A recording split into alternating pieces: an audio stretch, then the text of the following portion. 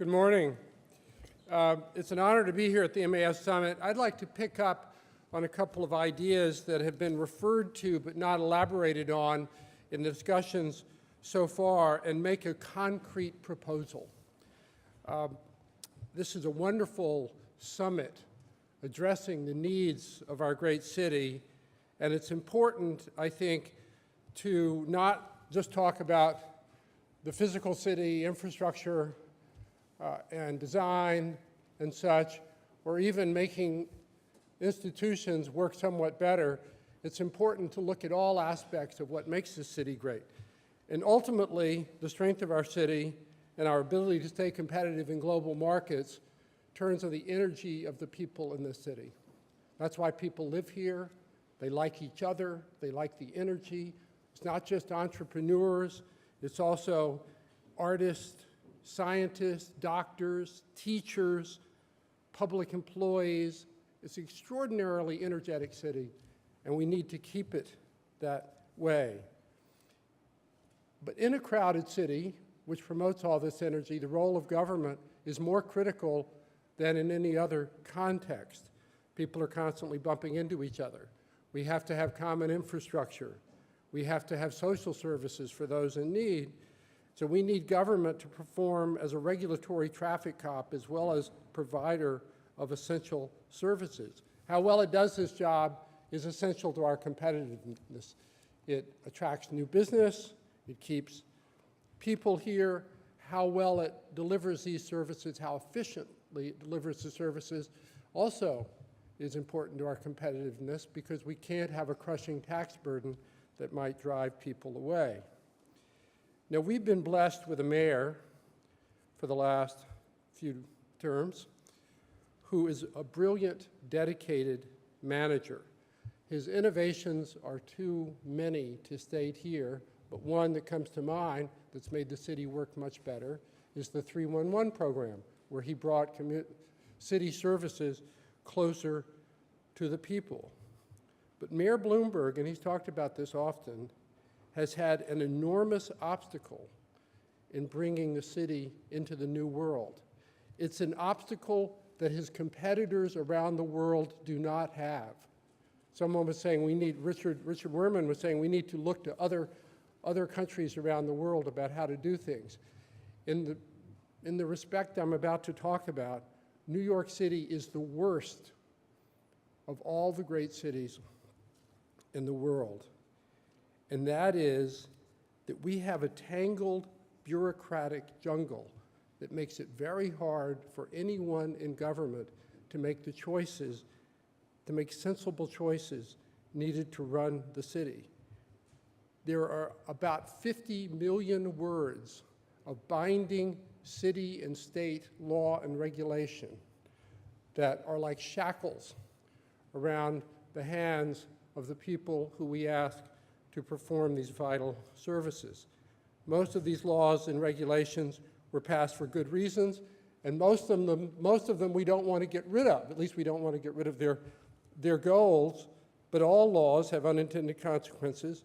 Priorities change, yet decade after decade, these rules have piled up like sediment in the harbor till it's hard to do almost anything sensibly. No one in memory has tried to make sense of it. No one has done what they do in Germany or Australia or other countries and actually go out and create coherent codes out of this mass, this jungle of regulation. It's becoming a millstone around our city. So Jay Cross mentioned the approval process for new buildings and infrastructure. According to a recent report by the RPA, it takes over 8 years on average to go through the environmental process. That's through 2 terms of a mayor. That's crazy. It ought to be what it was in the 1970s. We ought to have environmental review, and it ought to take a year or 2 at most. Procurement laws. The city spends an enormous amount of money on a variety of not only products, but also delivering services through private NGOs and such. The procurement rules are a bureaucratic morass based on inputs, not outputs. I was discussing the head of one of the leading social service agencies in New York recently. He said that he can deliver 25% fewer meals to his population because of the way the rules are written. They don't give him the flexibility to maximize his output. Starting a business. Mayor Bloomberg announced recently that he discovered that someone starting a restaurant had to get approvals from 9 different agencies. In some areas, it's even worse. Mayor Bloomberg has actually done something about restaurants. He's created a kind of one-stop shop, which is similar to the sorts of interface that certain other countries have that enable someone who needs to get important government approvals to actually have one person to deal with, and that person can then reach out to the other agencies and coordinate it so you can actually move forward. Entrepreneurs and others can move forward to get things done. But we don't need to do that just for restaurants. We need to do it for everything, for every government interface in our city. The civil service system was put in over 100 years ago for good reasons, to get rid of the spoil system and Tammany Hall and such. It is now mutated into this bureaucratic tangle that has over 1,000 different job categories that make it virtually impossible to do sensible personnel management. Reassigning one employee involves a tortured negotiation. Under the labor contract, you must go into collective bargaining each time an office gets a new photocopying machine in order to determine who uses it and how they use it.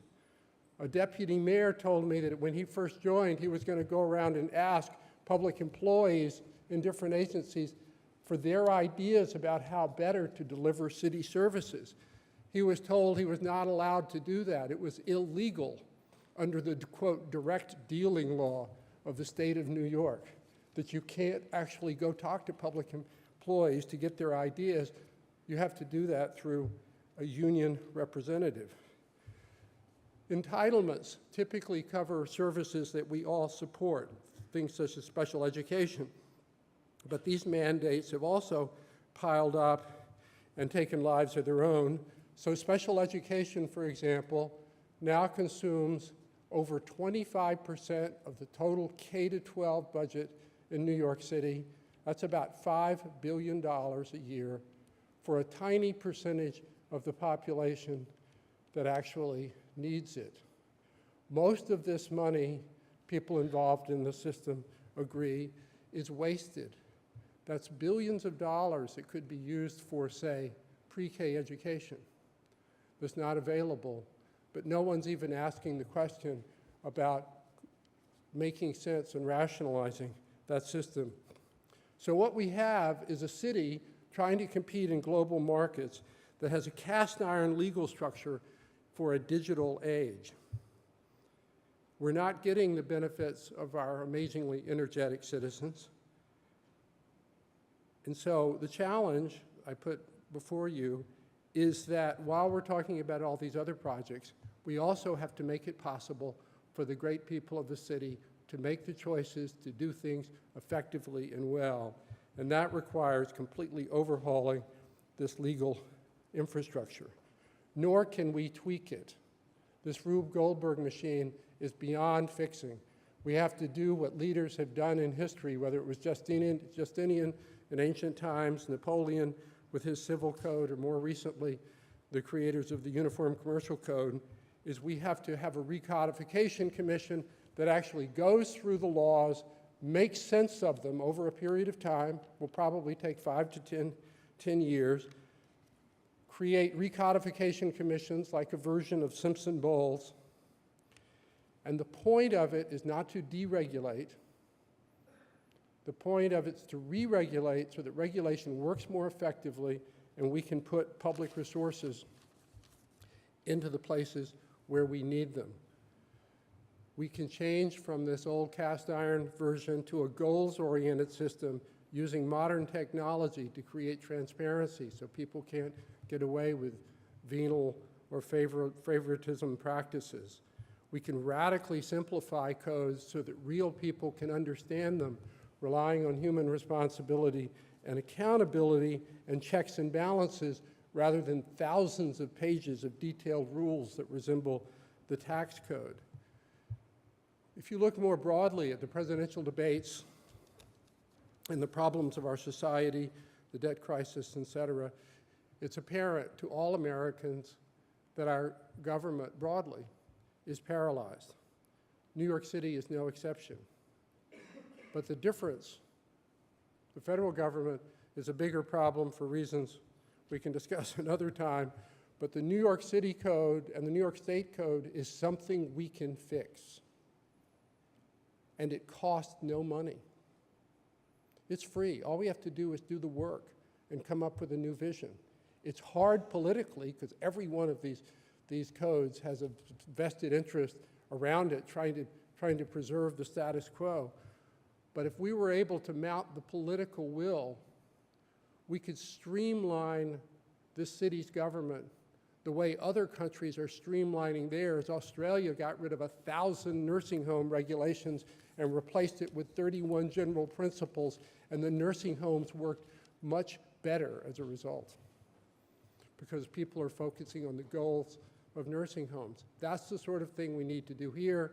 And so while we're talking about fixing our city, let's also fix the situation in which people, the people who are leaders and ourselves, can actually make the choices to move forward into this new century. Thank you very much.